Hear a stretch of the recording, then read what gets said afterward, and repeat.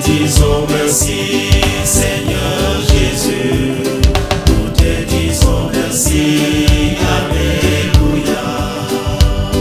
Pour l'œuvre immense qu'accomplissent les missions africaines dans ton Église.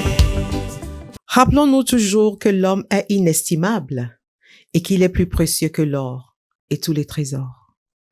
C'est avec ces mots que je vous accueille, très chers amis de la SMA Togo TV, dans ce nouveau numéro de votre émission à la découverte de la Société des missions africaines. Nous sommes toujours dans la rubrique spéciale consacrée à la mémoire du Père Charles Roche. À la suite des témoignages passés, nous recevons aujourd'hui les sœurs de Notre-Dame de l'Église, connue comme NDE, la sœur Eugène Kizito Koué-Hemazro et la sœur Marie Gonzaga Johnson. Soyez les bienvenus, mes sœurs. Merci beaucoup. Elles vont partager avec nous leur expérience avec le Père Charles Roche, alors aumônier de leur communauté. Chères sœurs, merci d'avoir accepté, vous prêter à cet exercice de témoignage sur la vie du vénéré mémoire du Père Charles Roche.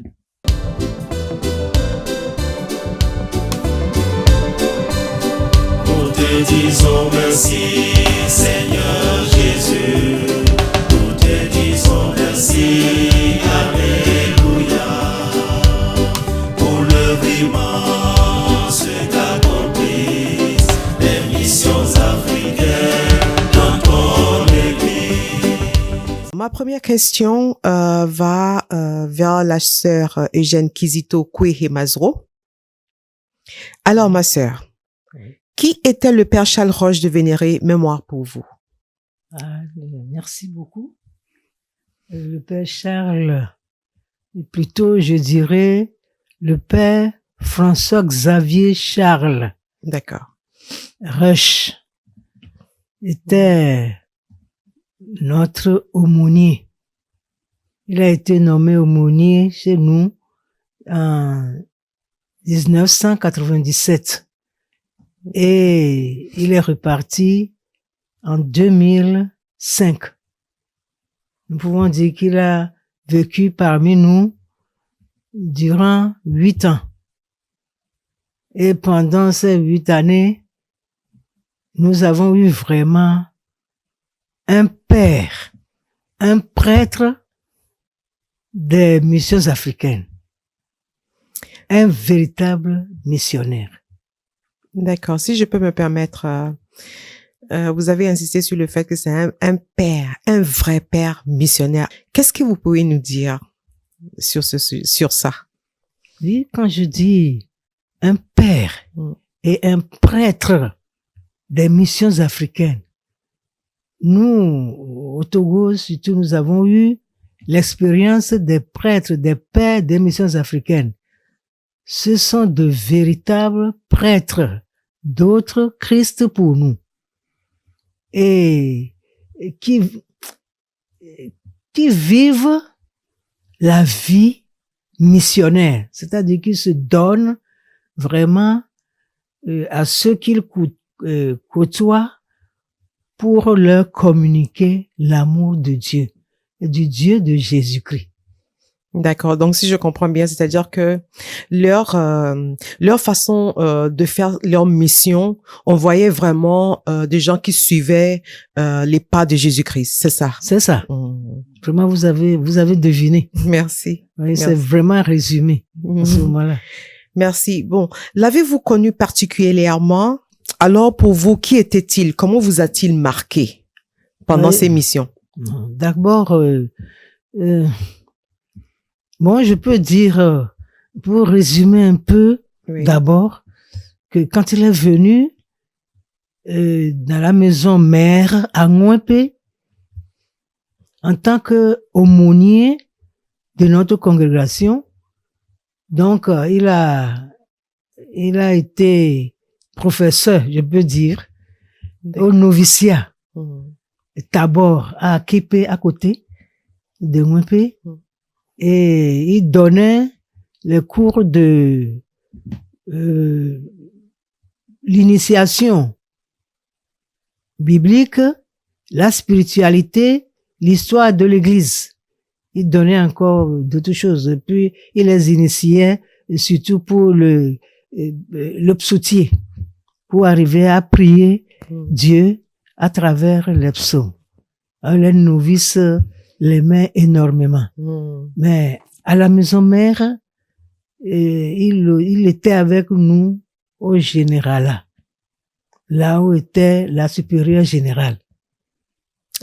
Excusez-moi, c'est là qu'on appelle le généralat. Le généralat. Voilà. Parce que pour ceux qui ne comprennent pas, il faut qu'on explique un peu. C'est ça. Ah, d'accord. Voilà. La supérieure générale habite là. Et la communauté du généralat, c'est la communauté où réside la supérieure générale et quelques conseillères et quelques sœurs aussi, qui ne sont pas du tout du conseil. D'accord. Merci, ma sœur. Sœur Marie Gonzaga Johnson, alors, qu'est-ce que vous pouvez ajouter à ce que notre sœur vient de dire? Oui, justement, sur le plan de père, quand vous avez posé la question de savoir qu'est-ce que signifie ce père pour nous, ça veut dire que c'est quelqu'un qui est très proche des personnes, très proche de nous, très attentif. Et comme nous le connaissons des pères des missions africaines de Monseigneur Strebler, notre fondateur, c'est des personnes qui nous aimaient. Et il aimait beaucoup tous ceux qui l'entouraient et surtout ceux qui demandaient son service. Donc, et puis toujours disponible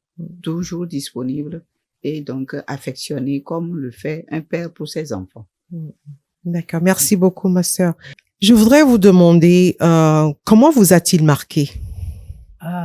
Le père Roche m'a beaucoup marqué. Je l'avais connu particulièrement, personnellement, quand il était professeur au collège Saint-Joseph à Lomé. En ce moment, moi, j'étais directrice du collège Notre-Dame du Sacré-Cœur à Lomé-Plage. Et nous nous rencontrions au lycée de Tocoin pour les examens, pour les corrections des examens. Et il faut dire que souvent, nous deux, nous disputions. Après le travail, on se disputait tout le temps parce qu'il était très, très, très précis, très méticuleux, très... Et puis, l'heure, c'est l'heure. Quand nous avons fini, il faut partir. Alors, je dis, mon père, on ne peut pas partir tant qu'on n'a pas rangé la table parce que demain matin, on va revenir. On va pas rester dans le... Non, mais c'est l'heure, on part, je ferme la porte. J'ai dit, bon, vous pouvez fermer la porte, moi je reste pour ranger. Ça, c'est très marrant, ça. Et donc, alors, qu'est-ce que vous faisiez alors? Quand il dit non, moi je m'en vais. Je reste et je range. Parce que demain matin, c'est moi qui viendrai ranger. Je ne vais pas laisser le père ranger. Bien sûr. Vous voyez? Alors donc, la plupart du temps, quand on se rencontrait, vraiment, on se disputait tout le temps. Et quand on l'a nommé pour Nouépé, moi j'étais sous notre apatam, la supérieure générale l'a amené, puis tout d'un coup, il faut traverser, il faut passer devant l'apatam avant d'aller au généralat. Alors, de loin, il m'a vu sous l'apatam, il dit, tiens, ceux qui zito ici, j'ai dit oui, on se retrouve. Et pour finir, on s'est vraiment retrouvés dans la communauté. Ah, d'accord. À table, on était toujours ensemble à manger.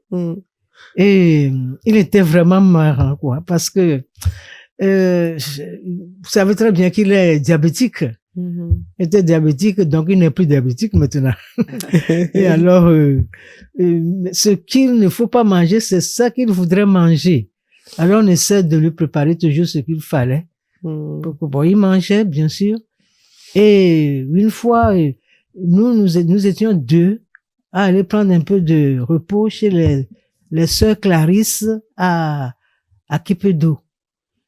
Et 2 semaines. Et au retour, nous avons appelé le taxi pour rejoindre Nouépé. Et juste en ce moment, lui, il revenait de Lomé avec sa voiture. Et de Lomé, d'une cérémonie où il devait vraiment rester. Après la cérémonie, après la messe, il devait rester pour les agapes. Il devait rester, il devait pas rentrer parce qu'il y a personne au général, en ce moment, il n'y a personne dans la maison en ce moment-là. Alors, quand il nous a vus, il a arrêté la voiture et il a demandé au taximan de lui donner nos bagages. Alors, le taximan a grogné, mais il a quand même donné les bagages et nous sommes rentrés dans la voiture. Dans la voiture, je lui demandais, mon père, pourquoi vous n'êtes pas resté? Vous avez mangé? Il dit non. Vous n'êtes pas resté pour manger, comment vous allez faire maintenant? Nous sommes 3, hein, il n'y a personne dans la maison. Il n'a rien dit. Quand nous sommes arrivés à un peu, on descend de la voiture et puis il dit, je veux manger du foufou. Ah! On vient d'arriver. Nous sommes 3. Il n'y a aucune sœur dans la maison. Vous voulez Bon, on va au réfectoire et la sœur va au magasin, ne trouve pas d'igname. Et la sœur est venue lui dire, ben mon père, il n'y a pas d'igname, comment on va faire? Moi, je fais tout pour les sœurs et les sœurs ne veulent rien me faire. J'ai dit, bon, très bien. Il est 13 heures. Si vous voulez, mon père, attendre, je descends sur Lomé, je vais chercher des ignames, on viendra vous faire votre foufou. Oh, faut le laisser, non, me laisser. Donc, il était très marrant aussi. Très marrant. Alors, donc, ce qui fait qu'il avait mangé ce qu'on lui a préparé le jour-là. Mais il était très mécontent en disant que il était très dévoué pour nous, mais nous ne l'aimons pas parce que nous ne lui faisons pas ce qui lui plaît. Voyez, et pourtant, sachez qu'il ne devrait pas manger du foufou. D'accord. Voyez. Merci beaucoup, ma sœur. Nous allons revenir juste après ça. Nous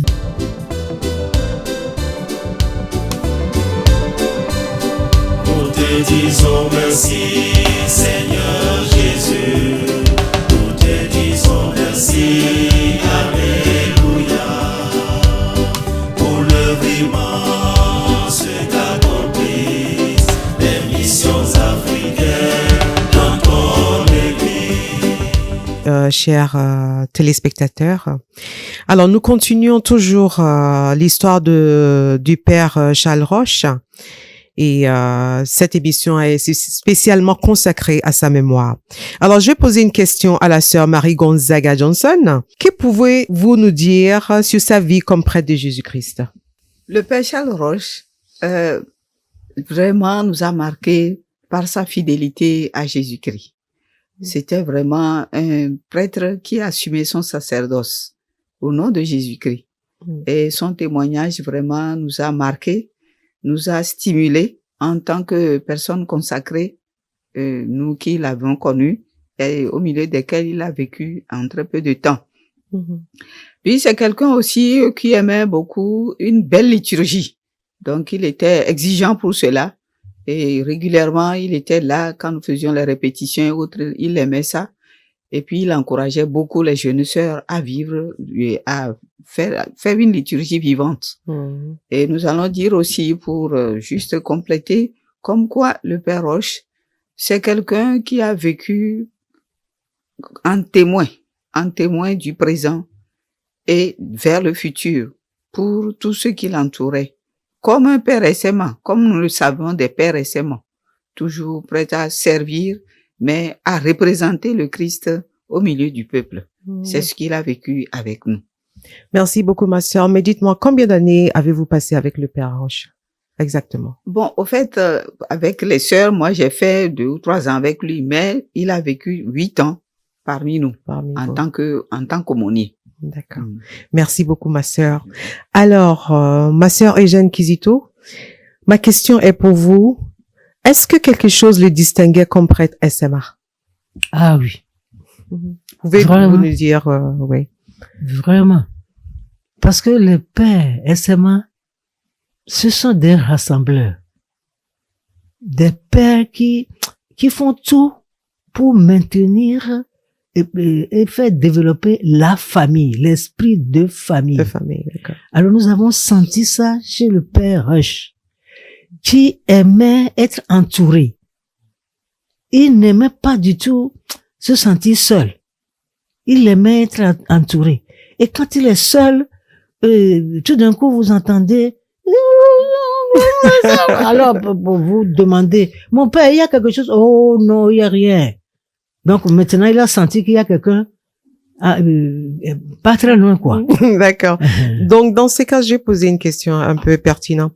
Est-ce il était issu d'une famille nombreuse ou bien il était un enfant unique ou Enfin, je ne lui ai pas posé cette question-là pour voir, mais on a l'impression que c'est quelqu'un qui a toujours été entouré. Ah, d'accord. Voyez? Et puis, voyez, tout à l'heure, j'ai donné son nom de baptême, ses prénoms. Hein? François Xavier Charles. Oui. Et il nous a bien expliqué à table que François Xavier, c'est ça qu'il aimait. Et c'est ça, François Xavier, c'est ça qu'il avait poussé à rentrer dans une congrégation missionnaire. Missionnaire, d'accord. Et que pour finir, c'est Charles qui a prédominé. Alors je lui ai demandé, donc on va vous appeler maintenant mon père François Xavier. Enfin, si vous voulez, mais enfin, si vous voulez. Donc on sentait qu'il aimait beaucoup. Il aimait beaucoup François Xavier, le missionnaire. D'accord. Voyez, et vraiment, c'était un missionnaire. Et j'insiste là-dessus, un missionnaire des missions africaines. Oui, bien sûr. Voyez? Bien sûr. Exactement comme notre père fondateur, Monseigneur Joseph Schreble. Ouais. Lui aussi, il s'appelait Paul Joseph. Et pour finir, c'est Joseph qui est resté. Voyez? Alors, donc, c'est des choses qu'on peut pas contrôler, hein. Non. Alors, si vous deviez le définir aujourd'hui, que direz-vous? Là, je pose la question à vous deux, en fait. Donc, Sœur Marie Gonzaga Johnson. Alors, je dirais tout simplement que le Père Roche reste une figure d'une personne, la figure d'une personne fidèle à Dieu, mais aussi à toutes ses relations. Parce que, comme disait mon aîné tout à l'heure, les pères missionnaires, Monseigneur Strebler, tous ceux qui sont passés ici, les autres pères, souvent, les familles avaient toujours de meilleurs souvenirs d'eux. Parce qu'ils connaissaient chaque enfant. Ils les nommaient. Et Kodjo, Kofi, est-ce qu'il aime? Et puis, ils demandaient ça aux parents. Ils connaissaient chaque enfant pratiquement. Il faut dire qu'à l'époque, bien sûr, il n'y avait pas beaucoup de familles chrétiennes, mais quand même, ils passaient dans les familles. Et à Nouépé, ce qui m'a marqué, c'est que toutes les relations du père en ce qui concerne ceux qu'il connaissait à Nouépé, comme ses étudiants du temps, il les appelait chacun par son nom. Et il dit, est-ce que Kofi va bien? Est-ce que sa femme va bien? Est-ce que, bon, tu peux m'appeler celui-ci le lendemain? Comme quoi nous sommes leurs enfants. Et comme disait notre père fondateur, mes filles, mes enfants, nous sommes leurs enfants. Et ils sont au milieu de leur peuple. Donc c'est quelqu'un qui était fidèle, pointueux, mais en même temps fidèle à ses relations, un prêtre de Jésus-Christ. Merci beaucoup. Et je pense que quand on a des pères comme ça, on se sent vraiment entouré et tout ça. D'accord, ma sœur, qu'est-ce que vous pouvez nous dire à ce sujet? Oui, enfin, sœur Marie Gonzaga a tout résumé, mais vraiment, un fidèle, un prêtre fidèle à son sacerdoce. Cette fidélité fait que, je ne sais pas comment m'exprimer, ça fait que vous êtes poussé à limiter, quoi. Et je donne un petit détail. C'est un prêtre qui n'est pas du tout rancunier. Vous le blessez, 3 minutes après, il sait même pas qu'il y a eu quelque chose qui s'est passé. Il vous blesse, et vous êtes susceptible, mais lui, il a oublié qu'il avait fait quelque chose. Alors vous avez, je sais pas, vous avez envie de lui dire, mais mon père, tout à l'heure, vous m'avez, mais après vous dites, bon, on a qu'à c'est pas la peine, quoi. C'est pas la peine parce qu'il se rappelle même pas. Vous voyez? Alors donc, on garde un souvenir très profond parce que j'ai vu chez lui cette fidélité envers ses connaissances, les anciennes connaissances. Il est vraiment fidèle à ces gens-là. Et quand il venait pour le saluer à Mouépé, il fallait voir. Et il est vraiment dans le paradis. Mm. Vous ne comptez plus quoi. Vous qui êtes à côté, vous ne comptez plus. Il est content, alors donc, ce qui fait que même ceux qu'il avait eu au collège Saint-Joseph, quand il a célébré son jubilé de diamant, donc il les a, ces diamants d'or, sacerdotal, 50 ans.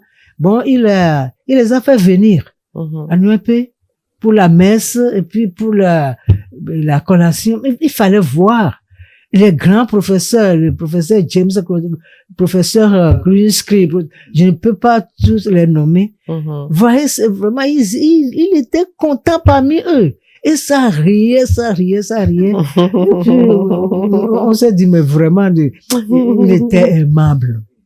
C'était un prêtre, un véritable autre Christ. La façon dont vous parlez de Père Charles Roche, est-ce que vous pouvez lui attribuer le nom d'un saint? Je ne voudrais pas devancer l'église et puis après on va dire il ne pourra plus être saint. Je dis tout simplement ce que je sais de lui.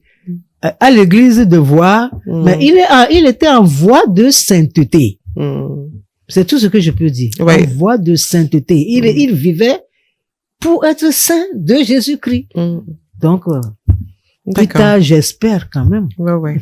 On va prier, n'est-ce pas? Oui. Merci beaucoup.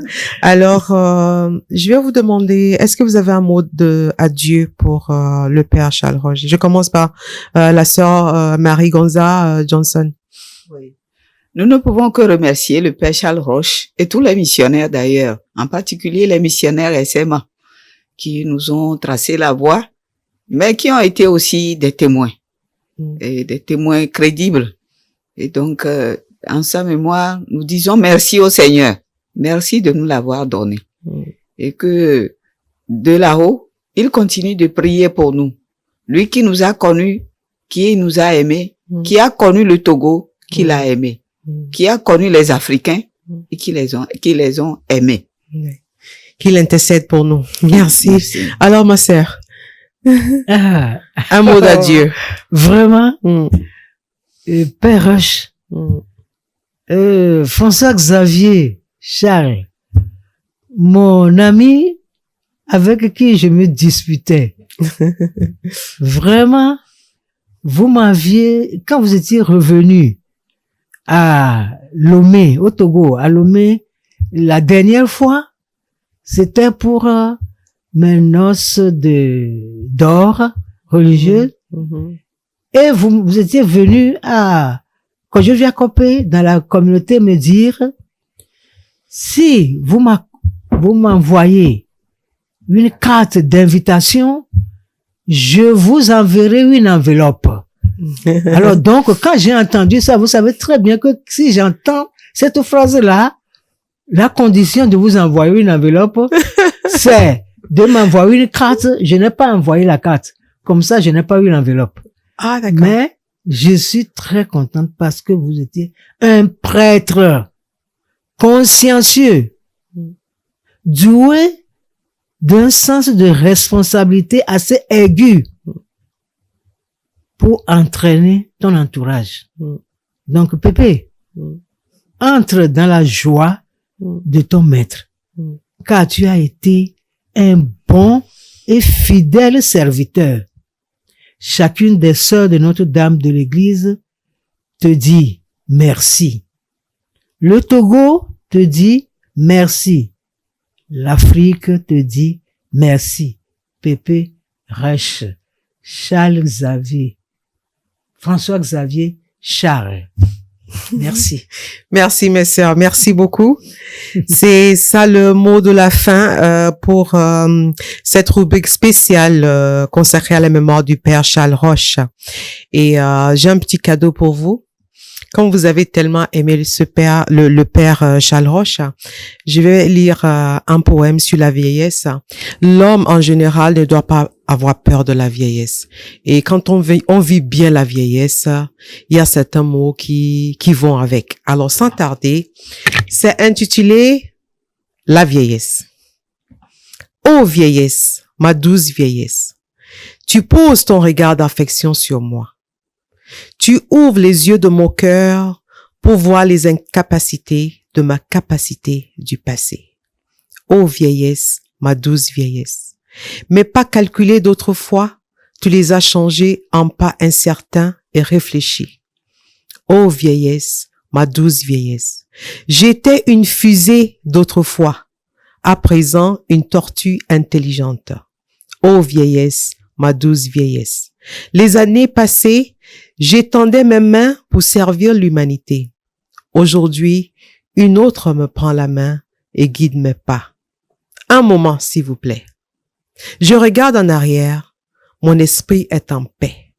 Je ne regrette rien. Ô vieillesse, ma douce vieillesse. Merci beaucoup, chers téléspectateurs. À très bientôt.